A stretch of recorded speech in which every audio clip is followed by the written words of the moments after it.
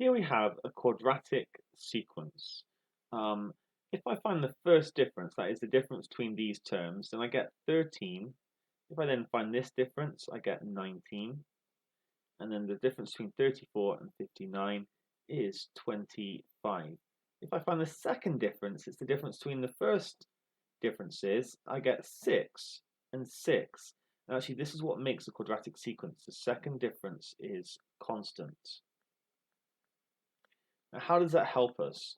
Well, if you practice and learn about these, then you can learn how the second difference links to this a, actually. But let's imagine you've forgotten.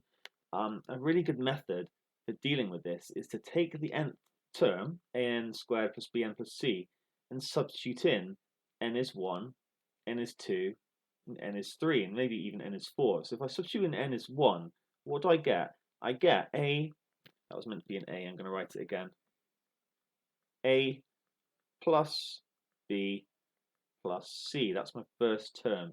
If I substitute in n is 2, then I get 4a plus 2b plus c. N is 3, I get 9a plus 3b plus c. And this one's not strictly necessary, but I'm going to put it in anyway. If I substitute n is 4, I get 16a plus 4b plus c. Why have I done that?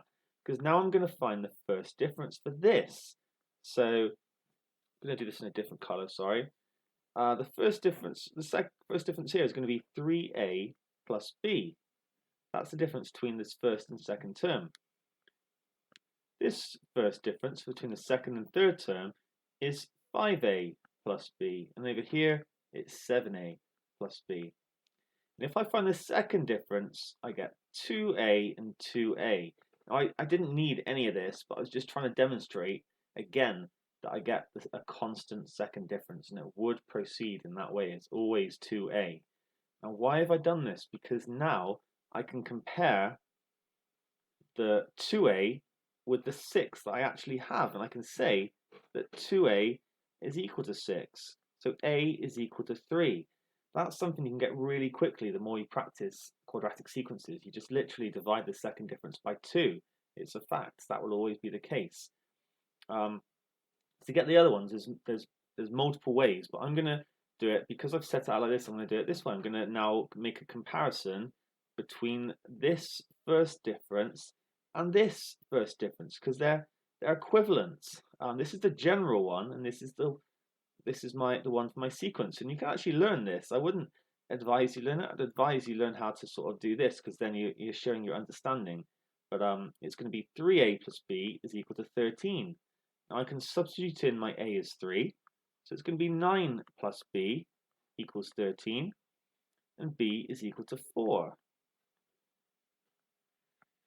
And then finally, I've just got to worry about c, and now I'm going to finally compare with this because I know what a and b are.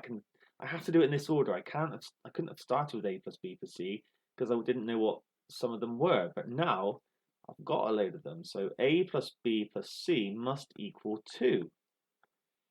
So that means 3 plus 4 plus c is equal to 2. 7 plus c is 2. C is going to be minus 5.